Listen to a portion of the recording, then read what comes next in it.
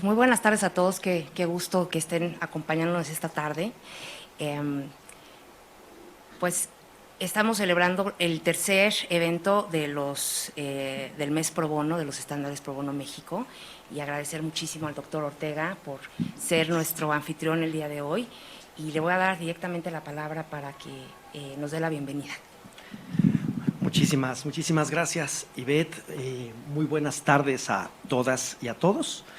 En primer lugar, pues quisiera darles la más cordial bienvenida a la Universidad Iberoamericana. En segundo lugar, quiero decirles que desde el Departamento de Derecho de esta institución, de verdad que nos enorgullece muchísimo recibir esta tercera edición del llamado Mes Pro Bono en México, y que además, de manera muy conveniente, creo yo, se ha titulado Cultura Pro Bono desde la formación profesional. Muchas gracias, desde luego, a Estándares Pro Bono México y en particular a quienes redactaron los Estándares Pro Bono para México, que además me honran estando en esta mesa de bienvenida, ¿no? Maru Cortázar, Lila, que creo que no pudo venir, Carla Aguilar y desde luego Ivette Montero. Muchísimas gracias por la oportunidad de compartir este ejercicio con todas y con todos ustedes. Trataré de ser muy breve, porque yo creo que lo que ustedes quieren es entrarle al debate sobre el papel pro bono y la formación jurídica, que es la razón que nos une esta tarde.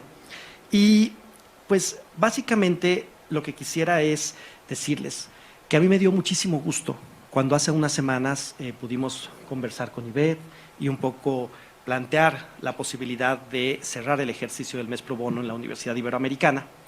Y desde luego que nos generó la posibilidad de realizar este evento un enorme entusiasmo por diferentes razones que voy a tratar de presentar ahora. La primera es porque, como ustedes saben, la Universidad Iberoamericana tiene un importante, yo diría, un compromiso central con la justicia social y la protección de los derechos de las personas. En cuanto a este punto, quisiera decirles un par de cosas que nos parecen importantes. La primera es que pensamos desde hace algunos años que es muy importante apostarle a la formación jurídica integral de las nuevas generaciones de juristas. Y esto nos parece también que está vinculado con uno de los lemas de la universidad. Es decir, no queremos formar a las y los mejores a secas, ¿no? No queremos formar a las y los mejores del mundo, sino a las y los mejores para el mundo. Y esto me parece que refleja de manera muy clara los objetivos de nuestra institución. Por un lado, la formación de juristas, me parece, y ustedes que nos acompañan desde diferentes despachos de alto prestigio en este país, que además me parece que el estar aquí demuestra un enorme compromiso por la cultura pro bono, de alguna manera saben lo importante que es contar con profesionistas con un alto rigor técnico que reconozca, ¿no?, por supuesto, la idea de tener en sus filas profesionales competentes y de manera seria ampliamente formados o integralmente formados, por una parte. Y por otra parte, nos parece importante que en esta conjunción, en esta conformación integral del modelo educativo, podamos contar con profesionales que estén comprometidos con la justicia social, que tengan una preocupación constante por incidir en la realidad para buscar una sociedad más justa. De esta forma, quiero decirles que justo las conversaciones que teníamos con Ivette hace unas semanas tenían que ver con la posibilidad de empezar a vincular los espacios de desarrollo pro bono con el trabajo que se desarrollan en las universidades en el marco de las clínicas jurídicas. Aquí quiero decirles que nuestro nuevo plan de estudios ha apostado por la enseñanza jurídica clínica interdisciplinaria como uno de los pilares esenciales de la formación de nuestras y nuestros egresados. Queremos que los procesos de enseñanza del derecho se basen en la formación de competencias, que quienes egresen de las universidades tengan, desde luego, no solamente la información necesaria que debe tener cualquier abogada o abogado, sino que puedan insertarse en el mundo laboral de una manera mucho más clara, de una manera mucho más fluida, y que esto de alguna manera se traduzca en una mejoría para el desarrollo profesional de nuestras y nuestros egresados. Por eso, hemos apostado por la incorporación de modelos de enseñanza activos del derecho, basados en la resolución de casos y problemas, y en donde las clínicas jurídicas juegan un papel central. Queremos que en las clínicas jurídicas nuestras y nuestros estudiantes se involucren en tareas primordiales y esenciales para la defensa de casos, desde luego con el apoyo de profesionales que guían el trabajo clínico. Pero ese proceso de involucramiento me parece que da algo a las y los estudiantes que no se obtiene en muchas otras partes. Por ejemplo, ¿no?, salvo que luego se inserten en los procesos de preparación, en los propios despachos donde ustedes les reciben. Pero en las clínicas jurídicas pensamos que las principales competencias que se desarrollan tienen que ver con el trabajo en equipo, el análisis estratégico, las perspectivas críticas de la ley, las capacidades de diagnóstico de casos, que como se dan cuenta son herramientas esenciales para cualquier abogada o abogado que se inserte en la vida profesional. De tal manera que las clínicas jurídicas se vuelven espacios vitales. No importa si después se van a desarrollar en el ámbito corporativo o en el ámbito transnacional o en el ámbito notarial o en el sector público o en el ámbito del Poder Judicial. Lo que es importante es la experiencia de vida que se genera en los procesos clínicos, tal y como después también lo van a obtener al desarrollar sus prácticas profesionales en los despachos en donde ustedes les reciben. De tal manera que tenemos la convicción clara de que este tipo de competencias forman para el futuro. Sabemos que el trabajo clínico y el trabajo pro bono son distintos, ¿no? Sabemos que el trabajo pro bono no es un ejercicio asistencialista, o para decirlo claro, no es un favor. Es un compromiso de los despachos jurídicos con el acceso a la justicia.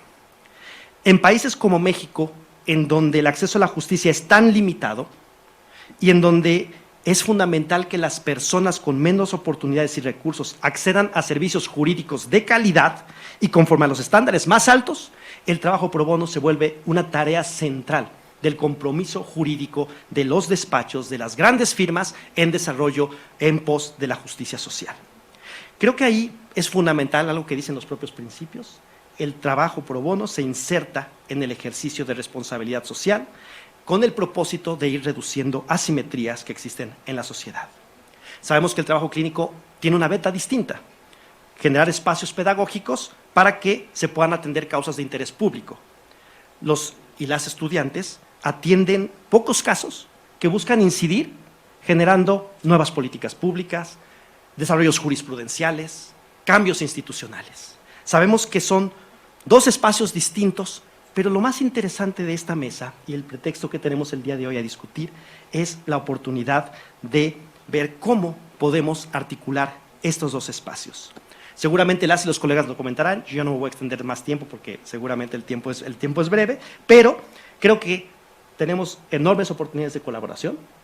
Decirles, cuenten con la Universidad Iberoamericana para generar espacios, proyectos que acerquen la cultura pro bono con los procesos de formación en las clínicas y fuera de ellas. Y de ahí que va a ser muy importante retomar el eslogan de este evento, cultura pro bono para la formación profesional. Les invitamos a pensar y a imaginar escenarios de colaboración que nos permitan acercarnos al trabajo que realizan. Seguramente eso será materia de las discusiones que tendremos ahora y a seguir impulsando una cultura pro bono que es fundamental para el acceso a la justicia en este país. Esperamos que los debates del día de hoy sean fructíferos y nuevamente bienvenidas y bienvenidos a esta universidad. Muchísimas gracias. Muchas gracias.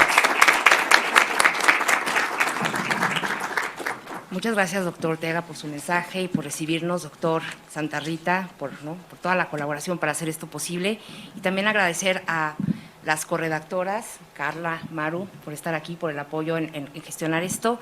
Y obviamente a todos los consejeros de los estándares Pro Bono México, que es un grupo de socios, de firmas, que el interés que tenemos es justamente promover y difundir la labor legal pro bono. ¿Y qué son los estándares Pro Bono México, jóvenes? Me encantaría platicarles que en 2016 nos dimos cuenta tanto NAPOSI, la Fundación de la Barra, que tiene una tradición de muchos años en México como clearing houses y como instituciones pro bono, que no había un consenso en el concepto del trabajo pro bono en nuestro país, que había una gran disparidad entre la comunidad jurídica en el concepto. Y de ahí surgió la intención, junto con Lila Gasca, directora pro bono de Hogan Lovells, de reunirnos todas las semanas, los jueves, para discutir y armar un documento que son los estándares pro bono México. Este documento busca establecer las bases, motivos y consideraciones para hacer trabajo pro bono en nuestro país. Y está conformado por una exposición de motivos, unas consideraciones, el concepto, y va más allá estableciendo las actividades de lo que es y no es trabajo pro bono.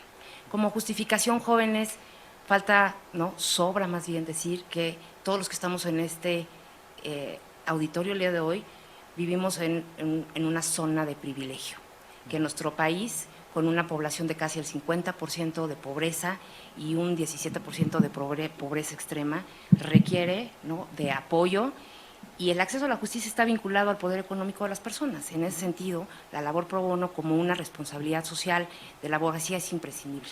Tenemos que voltear a ver y tenemos que accionar, ¿no?, y dar un poco de nuestra expertise, de nuestro tiempo, de nuestro talento a quien más lo necesita. Así surgen los estándares, ¿no?, con esa necesidad apremiante en nuestro país de activarnos como comunidad jurídica. Pero lo que vemos esta parte técnica, decirles, los estándares se lanzan en 2018, es nuestra tercera edición del mes pro bono. En esta ocasión quisimos hacerlo no solamente centrado en la Ciudad de México, entonces tuvimos un día igual que el día de hoy, ¿no?, un evento en Guadalajara, uno en Monterrey, y este es el tercero en la Ciudad de México, y tendremos un evento también internacional en donde estará dirigido como a firmas para poder compartir prácticas, mejores prácticas pro bono dentro de las firmas legales internacionales. Y bueno, pues después de este lanzamiento en 2018, el documento trascendió de ser justo un documento a un movimiento en donde los revisores o los socios de distintos despachos que revisaron y avalaron el documento, ¿no?, seguimos reuniéndonos, estableciendo estrategia clara para la difusión y promoción del trabajo legal pro bono, para que incentivemos, motivemos a más abogados a hacerlo y hacerlo de una forma seria, ética y profesionalizada. Entonces, adelante, Maru, si quieres. No, lo que iba a comentar es que si quieres, Ivette, yo creo que damos paso al siguiente panel. ¿Cómo vamos? Siguiente panel. Y después les proyectamos. Sí, o entre panel y panel, ¿no?, lo proyectamos para avanzar, ¿no? Bueno, buenas tardes. Comenzamos. En primer lugar, pues agradecer a Estándares Pro Bono la invitación. Estándares Pro Bono es un movimiento muy importante que está realmente uniendo a abogados de diferentes despachos, organizaciones, etcétera, hacia no solo el trabajo legal pro bono, sino hacia un poco la conciencia social y un poquito hacia preguntarnos sobre la responsabilidad del abogado, ¿no?, en el país en estos tiempos, ¿no? Y bueno, el trabajo legal pro bono tiene varios actores, uno de los cuales son los colegios de abogados, que han tenido un papel crítico, son precursores de este movimiento y actores críticos el día de hoy, y tenemos la oportunidad de tenerlos aquí representados para hacer una reflexión justo sobre su rol en este campo tan importante para nuestra profesión. Los presento rápidamente. Primero tenemos a Olivia Castellanos Infante, miembro de la Barra Mexicana de Abogados desde 2017 y coordinadora de la Comisión de Derecho Constitucional. Después tenemos que viene en representación de Claudia de Buen, presidenta de la Barra Mexicana de Abogados, que desafortunadamente no pudo estar con nosotros. Después tenemos a Denise Guillén Lara, consejera y directora ejecutiva del Bufete Jurídico Social del Ilustre y Nacional Colegio de Abogados. También tenemos a Gerardo Nieto Martínez, expresidente 2011-2012 de la Asociación Nacional de Abogados de Empresa.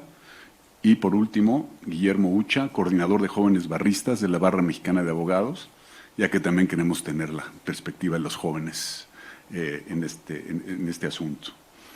Sin más, quisiera hacerles algunas preguntas. Empezamos con la pregunta que les hago a todos, ¿no? cómo ha evolucionado, a todos los representantes de los colegios, cómo ha evolucionado la práctica pro bono en cada uno de sus colegios y la importancia de la colegiación para los futuros profesionales del derecho. ¿Quién quiere empezar? Adelante, adelante. Adelante, por favor. Olivia. Bueno, creo que, siendo la primera en hablar, iniciando esta mesa, creo que el tema de los asuntos pro bono y el pro bono en México se ha fortalecido en estos últimos años. Prueba de ello es la fundación de la Barra Mexicana de Abogados, que hoy cumple 22 años de ser el brazo operador de la Barra Mexicana de Abogados.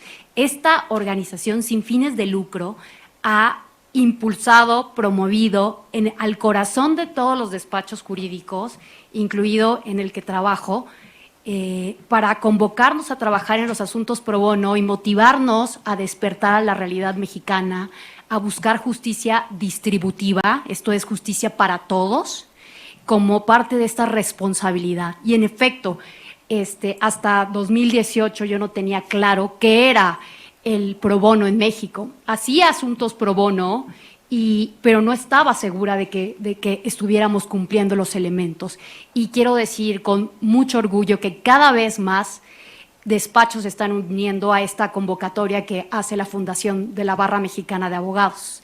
Por lo que hace a la colegiación, que me gustaría decir que la colegiación juega un papel relevante en la convocatoria al pro bono, sí, también juega un papel relevante para la defensa de los defensores de los derechos humanos, también juega un papel relevante para certificar, para proteger, para revisar los estándares éticos conforme a los cuales se realizan estos servicios jurídicos legales, porque los servicios legales tienen un impacto social. No es una profesión que se quede en la oficina, es una profesión que impacta a millones de mexicanos. Igual no estaríamos viendo el socavón si hubiera ingenieros certificados y en probidad, en ética, en actualización. No está en manos de los abogados. Está la integridad, la vida, el patrimonio, la libertad, los derechos humanos de muchas personas. Entonces, la colegiación tiene que ser, ¿cuándo? Ahora. Gracias. Hola. Bueno, pues en el tema de cómo ha avanzado y cómo nació la verdad es que desde en el caso del Ilustre, hace 260 años. ¿Por qué? Pues porque se fundó el Ilustre básicamente en base a la labor social, pero una labor social no jurídica, sino de un apoyo a las familias de los abogados que cuando se constituye el Ilustre hace 260 años, se le ayudaba a las familias de las viudas de los abogados que en ese momento estaban como agremiados del Ilustre. Entonces, nace como una labor social, no jurídica, pero sí social. Y con el tiempo, la verdad es que en 260 años han tenido oleadas. Hace unos momentos me decían, oye, hemos visto un crecimiento muy fuerte en el Ilustre hace muy poco, hace 2, 3 años, 4 años. Claro que tenía una presencia muy fuerte el Ilustre, pero últimamente más. Creo que eso es lo que también da la labor pro bono. La verdad, jóvenes, es que si ustedes hacen labor pro bono, es lo que se nota más. Puede ser que todos seamos muy buenos abogados en nuestros despachos o en nuestras empresas, pero la labor pro bono tiene ese beneficio. Da el beneficio de la visibilidad, del apoyo social de la gente que efectivamente ayudamos. Entonces, a mí me invitó nuestro presidente, me invitó a ser la directora del Bufete Jurídico Social. Obviamente acepté, porque yo llevaba, no sé, tal vez 15 años, no, ¿cuántos? 18 años tratando de ser una labor pro bono en alguno de los colegios y finalmente tuve la oportunidad hace 2 años y también tuve la oportunidad en algún momento con la maestra Ivette Montero de que pudiera presentar a Ivette con la NADE, ¿no? Y también meternos al tema pro bono. Yo nada más como pues un enlace de Ivette con la NADE en ese momento, pero la verdad es que he tenido toda esta inquietud pro bono desde hace muchos, muchos años. Entonces, Espero que esta labor pro bono se quede con esta dirección. Yo estoy tratando de dejar, pues obviamente, una persona que esté preparada para que ocupe mi lugar cuando yo deje la posición, porque las posiciones son así, deben de ser por institución y no por persona, y que siga la labor pro bono de aquí en adelante y que no se olvide. Les comento que el artículo 5 de la Ley de Profesiones obliga a hacer labor pro bono a todos los abogados y sobre todo a los colegiados, obviamente. Entonces, dentro de nuestras obligaciones del Ilustre es reportar la labor pro bono que hacemos pues todos los años. Entonces, pues bueno, este es lo que ha sucedido en el Ilustre y paso la voz a Gerardo Nieto para la NADE. Muchas gracias, Denise. Pues muy buenas tardes. Es un gusto estar con todos ustedes para platicar sobre este importante tema. Miren, en la NADE, que también es un colegio de abogados, no tenemos 260 años, tenemos 53 años, pero la forma en cómo ha evolucionado el trabajo pro bono en la NADE ha sido notable en los últimos años. Miren, el despertar la apatía y la conciencia de los abogados o cuasi abogados no es fácil. Y no es fácil en un México en el que la colegiación no es obligatoria. En consecuencia, los 3 colegios aquí representados son colegios serios, vivos, activos, y que a través de acciones concretas procuramos llegar a gente valiosa como todos ustedes para llevar a cabo, entre otras cosas, este trabajo pro bono. En ANADE empezamos, por lo que acabo de comentar, con un discreto número de horas para que lleven a cabo pro bono.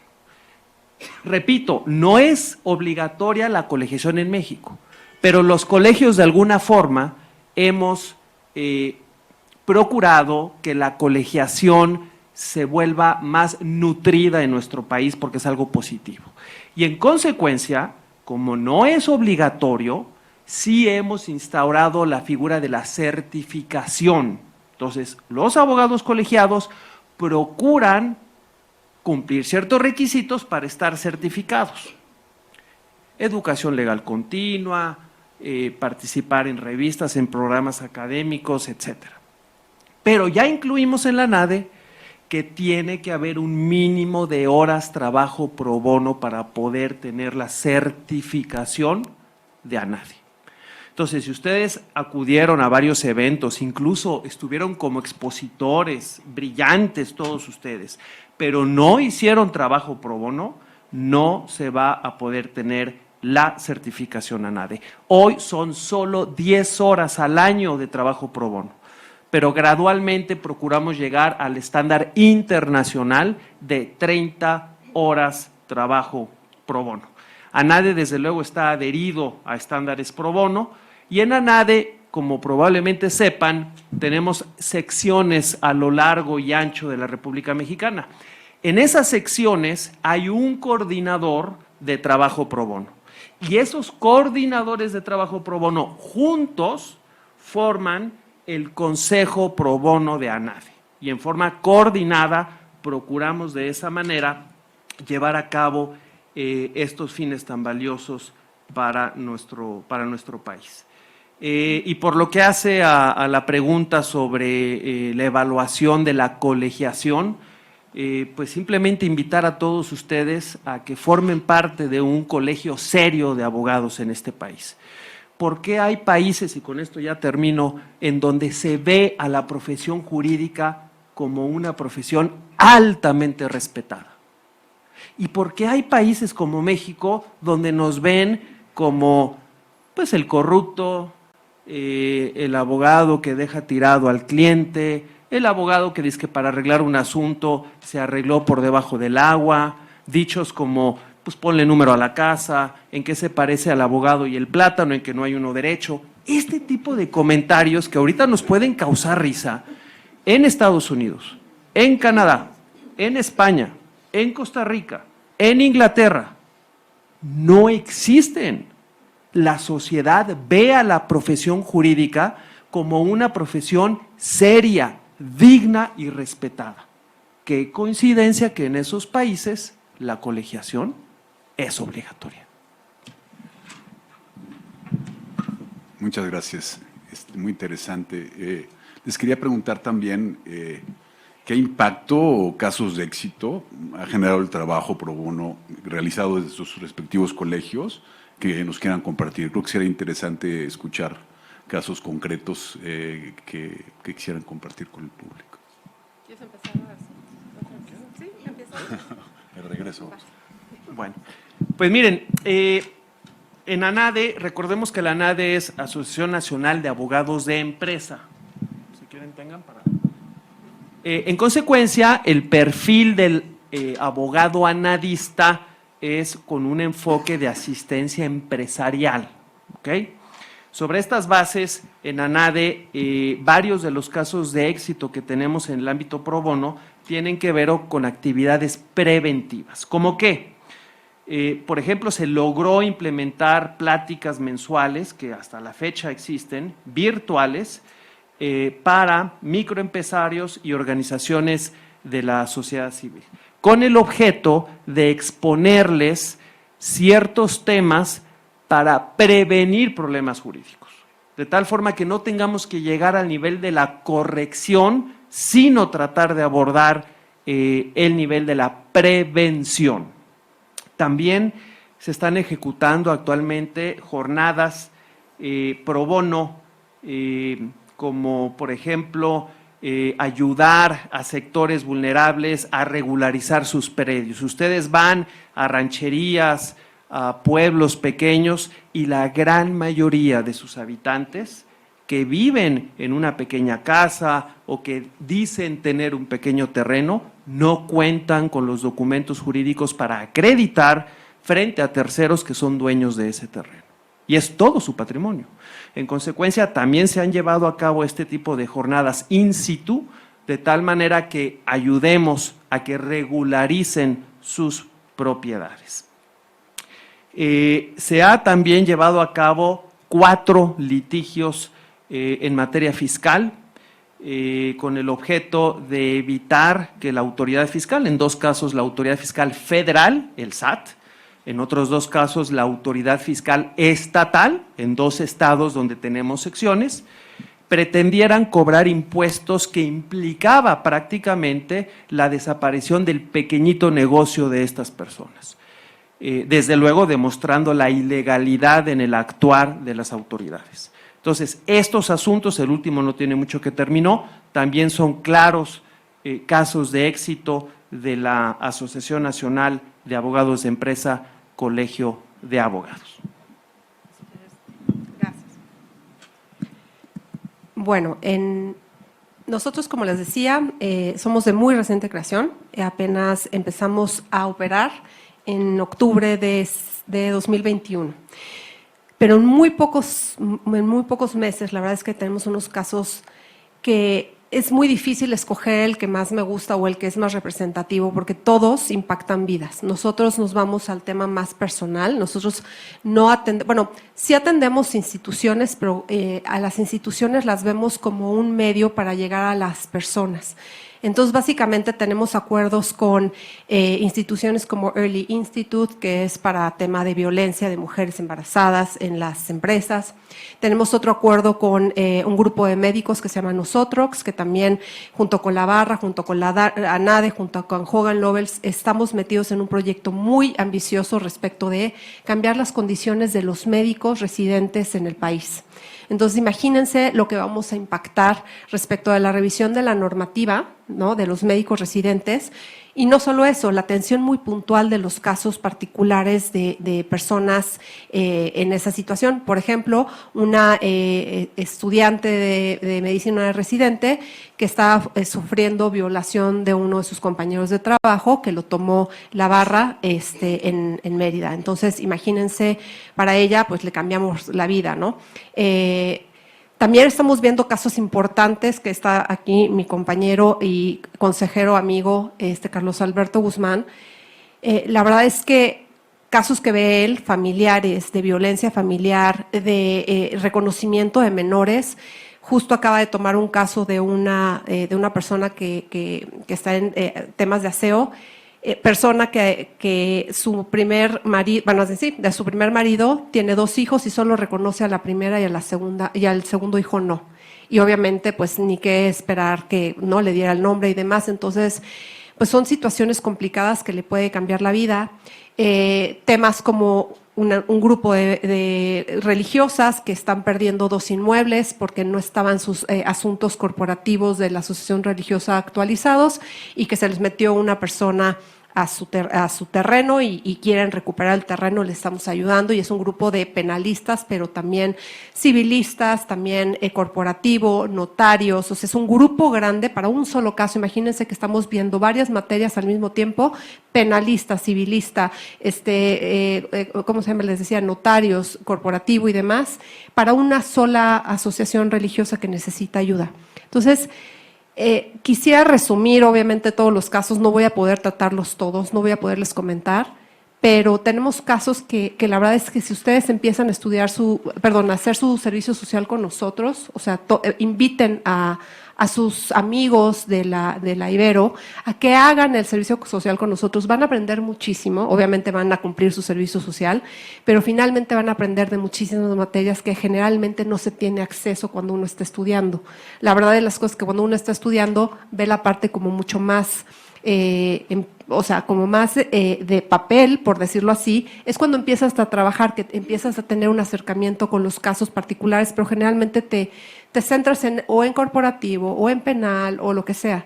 Esto también es una muy buena ventana para todos ustedes, para que puedan tener acceso a otro tipo de asuntos y tratar de ver si realmente su vocación está en cierta materia o en otra. Entonces, tiene una doble función el tema de que los estudiantes puedan trabajar con nosotros en cualquiera de los colegios. Gracias.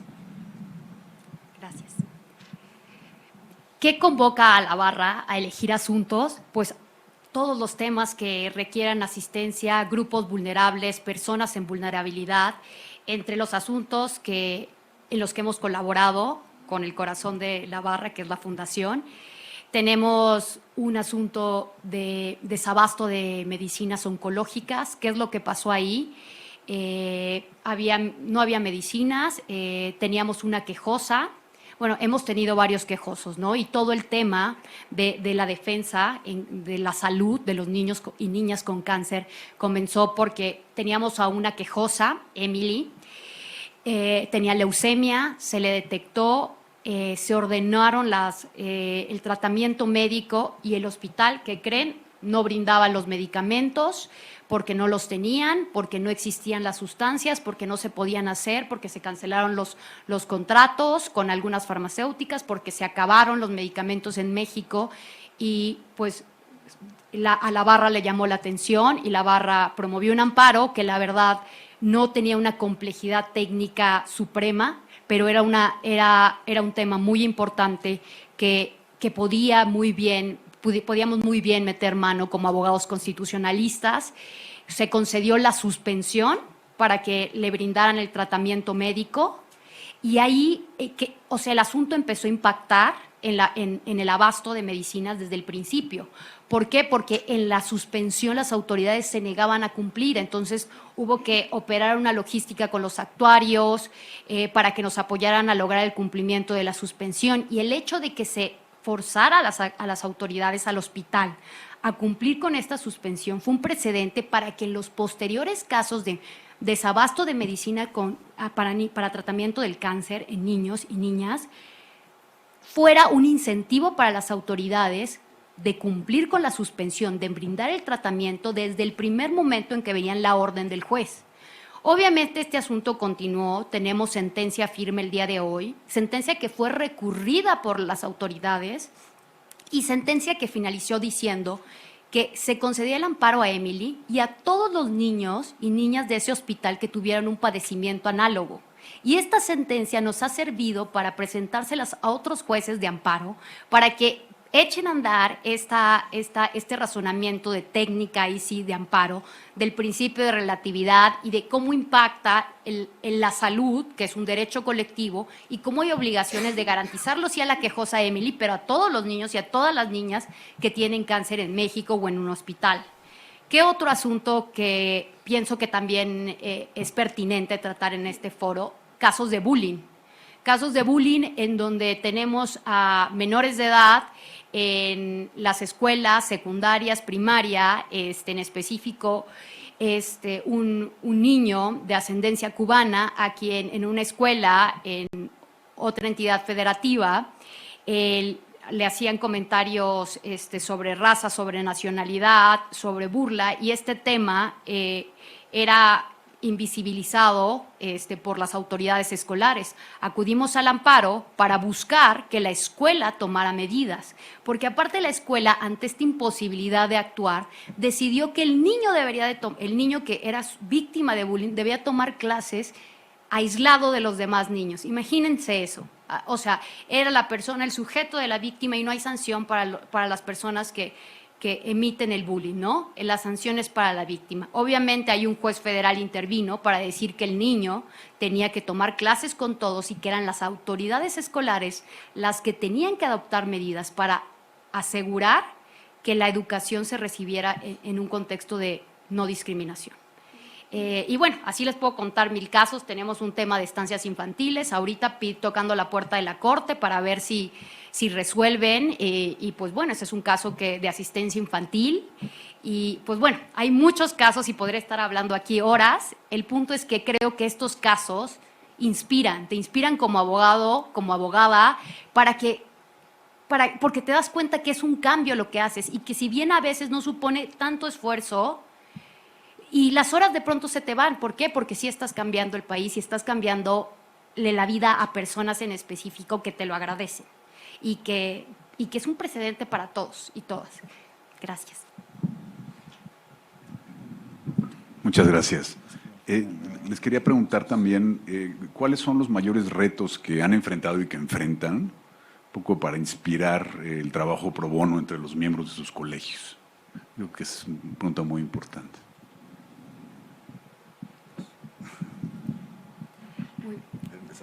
Ay, perdón. ¿Puedo? A ver, voy con la pregunta. ¿Cuál es? No. Bueno, si quieres, mientras Ay, sí, no te preocupes, voy de emergente. ¿Qué les parece? Sí, por favor.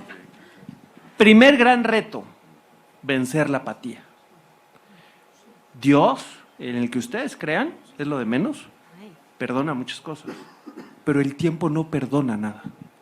Vivan su vida intensamente en todos los aspectos de la vida. Y uno de esos aspectos es ayudar a los demás. No dejen que pase el tiempo sin que hagan actos materiales, lleven a la acción esas buenas ideas que estoy seguro que tienen en su mente y en su corazón. Vencer la apatía es de los retos más difíciles.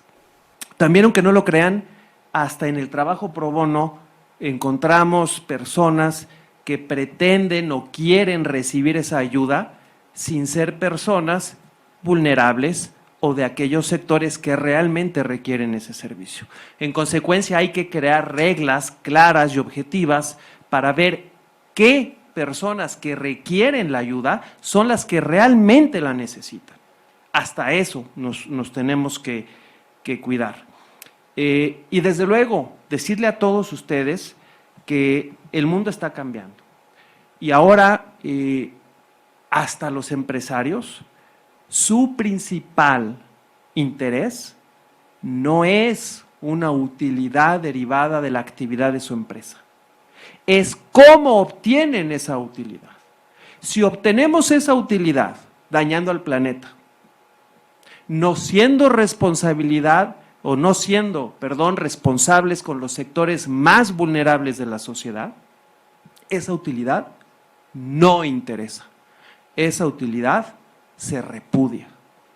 Se quiere utilidad bajo nueva visión de mundo, con acciones que además impliquen cuidar el planeta, ayudar a los demás, hacer trabajo pro bono. Esa es la utilidad que quieren ahora los empresarios. Les sugiero leer un libro que muestra, platica, comenta, cuenta, ayúdenme con otro adjetivo, el rescate de la tienda de todos ustedes conocida, Best Buy. Best Buy iba directo al precipicio desde el punto de vista financiero. Llega su director general, Herbert Joly, y con estos principios que les acabo de comentar, con estos principios, da la vuelta a la empresa hace 12 años más o menos, y Best Buy vuelve a la vida con utilidades interesantes, pero consecuencia de actos con un nuevo modelo de visión del mundo, preocupándose por sus clientes, no por venderles un producto, sino cómo pueden ayudar a satisfacer la necesidad de sus clientes y al mismo tiempo viendo por el planeta, ayudando al prójimo dentro del contexto de su objeto social. Ese libro se llama The Heart of Business y el autor es este CEO, Herbert Joly.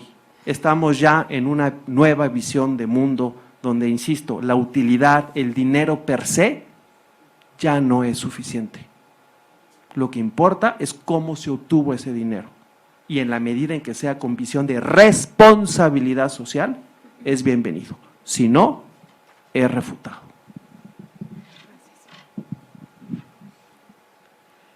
Bueno, pues Gerardo me ganó la idea. La verdad es que sí, en efecto, ahora las empresas están dedicadas a lo que se llama el ESG, ¿no? Todo lo que es ESG ahorita está de moda, pero es que no es que está de moda, es que simplemente si no pensamos en el futuro de la sustentabilidad de las empresas, pues la verdad de las cosas es que somos cortoplacistas y al final es un tema de solo revenue directo, inmediato, pero finalmente los jóvenes que son ustedes estoy segura que, por ejemplo, compran unos Nike de los Parsley, ¿no? O Parley, ¿cómo se llama?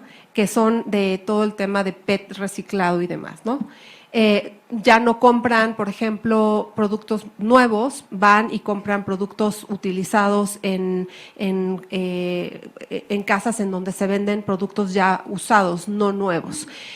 También están con el tema de Kanye West y Nike también, o creo que fue Adidas, no me acuerdo cuál fue la marca, que también hizo unos comentarios racistas y también le costó 2 semanas tomar control de la crisis a la empresa para decir, ya no queremos a este representante de la marca. ¿Por qué? Porque es un racista, porque es violento, porque no es lo que queremos. Entonces, siguiendo el punto precisamente de Gerardo, todos ustedes están haciendo que este mundo cambie. O sea, nosotros estamos cambiando, esta generación, estamos cambiando para precisamente acomodarnos a esta nueva visión de corazón, de acuerdo también al libro de Gerardo, esta nueva visión de corazón de cambio.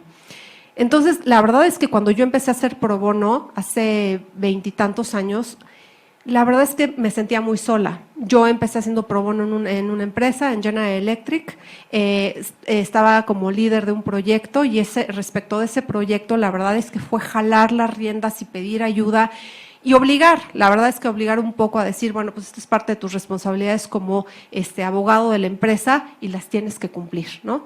Entonces, la verdad de las cosas es que a veces sí se necesita obligar un poco a que tengan su primera experiencia, por decirlo así. La verdad es que la primera experiencia, cuando ya la tienes, ya no la puedes dejar de hacer. Eso es lo que a mí me pasó y yo tengo que, pues, confesarme, por decirlo así, que cuando yo estaba muy joven y cuando empecé este proyecto y a mí me lo impusieron, porque así fue una imposición y me dijeron, tienes que hacer, y yo decía, bueno, pero si a mí me contrataron para ser abogada de empresa, no para ser pro bono, ¿por qué lo tengo que hacer? ¿Y por qué tengo que ser líder de otros peers míos y jalarle las riendas? Pues me tocó. Y una vez que ya lo concluimos, que en realidad hubo un cambio constitucional respecto del derecho a la identidad para que fuera gratuito, universal y oportuno para todos, hacer un proyecto así te cambia la vida. Entonces yo creo que, en mi opinión, es un tema de la primera experiencia. Creo que si no se nos da la oportunidad de una primera experiencia de hacer labor pro bono y ver cómo le cambias la vida, a ti no te va a cambiar el corazón. No hay forma de que yo les explique cómo te puede cambiar el corazón si ustedes no lo viven. Entonces los invito a que tengan esta primera experiencia y yo creo que ese es el primer, además de la apatía, que también lo comentaba Gerardo, por eso les decía que me ganó todas las ideas. Es un tema de corazón. En el momento que ustedes tengan la primera actividad no lo van a dejar de hacer, porque es más, yo muchas veces me doy cuenta, y no me dejará mentir Laisha, que está dentro de mi equipo y es de la Ibero, es egresada de la Ibero, que muchos de mis días se me van mucho más en temas pro bono que en temas de mi propia chamba. Entonces, bueno, los invito a eso. Gracias. Pues bueno, creo que esta línea de razonamiento me parece obvia e importante, y creo que sí es un tema de buscar. Hay honor en el ejercicio de la profesión de la abogacía. Hay honor, y hay honor en todos los despachos, y hay gente interesada, y yo creo que hay que tocar las puertas y sentarse con estas personas a involucrarlos en asuntos que estén en el núcleo de su profesión. Si competencia económica, constitucional, salud, seguridad social, todos, corporativo, todas las materias, financiero, tienen aspectos que tienen un vínculo con los derechos humanos, ¿no? Con el equipo médico en pandemia, que era necesario para los doctores, financiero, la seguridad en el ahorro, las cajas de seguridad, el ahorro de los empleados, seguridad social, el derecho a tener mecanismos de distracción, de liberación de estrés, de descanso, de vacaciones. En todos lados a donde vas y observas una especialidad del derecho, esta especialidad del derecho tiene espacio para dedicarse al pro bono, para dedicar tiempo al pro bono. Y una vez que, como bien dice Denise, una vez que has probado eso, es una maquinaria un engranaje que comienza a andar solo. En automático comienzas a hacer pro bono, y como es tu especialidad, coinciden los puntos y ya hay materias y razonamientos y objetivos que ya razonaste y que ya te inspiran, que ya te motivan, que ya te llevan solitos. Entonces, la idea, el reto es sentarse a platicar hoy y que un par de ustedes tenga esta convicción de tratar de ayudar a través de pro bono con los conocimientos que tienen, profundizarlos porque los va a hacer mejores abogados y abogadas, pero que se den cuenta que también tiene esta parte que es dejarle algo a México cuando estamos en un momento y en un lugar tan afortunados, que podemos estudiar sin ninguna preocupación, que podemos dedicar una parte a estudiar y una parte a ayudar, y posteriormente que nuestro ejercicio profesional nos ayude a beneficiar a México. O sea, entonces creo que el reto es pues, que comencemos. Muchas gracias. Ahora le paso la palabra a Guillermo Ucha, coordinador de jóvenes abogados, jóvenes barristas de la Barra Mexicana de Abogados, para que nos dé la perspectiva de los jóvenes, ¿no? Que yo creo que es muy importante. Y le pregunto a Guillermo, y si cualquier otro panelista quiere participar, pues bienvenido, bienvenida. ¿Qué oportunidades pueden encontrar los estudiantes y jóvenes abogados en el pro bono? ¿Por qué es importante que los jóvenes participen desde su formación en dichas áreas? ¿Nos puedes compartir tus reflexiones, Guillermo? Y pues te preguntas si lo haces bien, si lo haces mal, pero creo, y casi como Denise es sincero, yo también voy a sincerar, yo todo el trabajo que empecé a hacer lo hice porque cuando sufrí temas fuertes de enfermedades mentales, me quedé reflexionando una noche y dije, a ver, yo tengo una posición privilegiada, ¿no? O sea, si el día de mañana yo me siento mal, puedo decir en la escuela, no voy a ir 2 semanas, puedo pedirle a mis papás, a mi mamá y a mi papá que me paguen el tratamiento, puedo ir a terapia, lo que sea. Pero ¿qué pasa con la mayoría de la gente, el 99% del país, que no puede hacer eso? Que tiene que trabajar o no come, ¿no? Entonces creo que en ese tipo de reflexiones es donde tenemos que entender que si no estamos aquí para hacer un impacto en la sociedad, pues entonces, pues, ¿qué estamos haciendo, no? O sea, el estudiar Derecho es más que irse a meter a un despacho con aire acondicionado de 9 a 5 e irse al antro el fin de semana o irse a comer a Polanco, ¿no? El estudiar Derecho yo creo que tiene que ser eso, ir a la calle, hablar con la gente, escuchar, ayudar y pues la invitación, si algún día quieren hacer un impacto en la vida de alguien, yo les invito a que vayan al Hospital Infantil Federico Gómez o a cualquier hospital de servicio público, el que sea, y pónganse una playera que diga, soy licenciado en Derecho, soy estudiante de Derecho, y van a ver que no van a poder salir, porque hay muchísima necesidad de gente que no tiene idea de cómo resolver sus problemas. Yo les puedo platicar de 1000 casos, ahí en el hospital infantil del trabajo que yo hacía, llegué a conocer un primo que estaba internado por tener cáncer, un niñito. Entonces, yo creo que son ese tipo de regalitos que nos da la vida, ¿no? Cuando en verdad ayudamos, como que nos dan algo para que sigamos ayudando. Y digo, hay casos muy fuertes, hay casos desde, a mí que me ha tocado ver niñas y niños que dejan abandonados, literal, en los hospitales, porque la mamá o el papá, pues, ya no se quisieron hacer cargo. O casos más fuertes como, me cuesta trabajo decirlo porque sí estuvo muy fuerte, pero un niño recién nacido, 6 meses, lleno de varicela, muy enfermo, no sabían qué tenía. Resultó que el papá era el papá de la mamá. No sé si me llego a entender. El abuelo era el papá. Y son casos en donde te preguntan, oye, ¿qué hago? ¿No? La mamá me dice, oye, ¿qué hago? Mi mamá no sabe, pero si yo lo digo, pues meten a la cárcel a mi papá, porque aparte ella es menor de edad, ¿no? Entonces son ese tipo de casos que la gente no sabe y que sí se necesita mucho que personas como ustedes, que tienen el tiempo y el privilegio, espero que las ganas, de hacer un impacto, pues lo puedan hacer.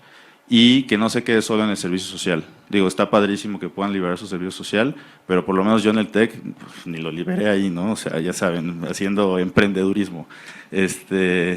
Entonces, que sea más que eso, ¿no? O sea, que se lleven todo lo que ya se comentó, métanse al colegio que quieran, en verdad, digo, las puertas de la barra están completamente abiertas, yo acabo de entrar hace un mes, pero no es comercial. También soy parte de la NADE, mucho antes de haber sido parte de la barra. Entonces, métanse a cualquier colegio, si no se quieren meter a un colegio, acérquense a sus directivos, a sus profesoras, a sus profesores. Yo he hecho mucho el trabajo pro bono a través de mis profesoras y mis profesores, y pues anímense, o sea, en verdad quedan ustedes, y pues espero que se lleven mucho. Muchas gracias. Gracias, muchas gracias. Pues ya... Gracias a todos y en interés del tiempo cerramos, no podemos tomar preguntas para que siga el flujo, pero les agradezco mucho su presencia y a nuestros distinguidos panelistas también. Muchas gracias.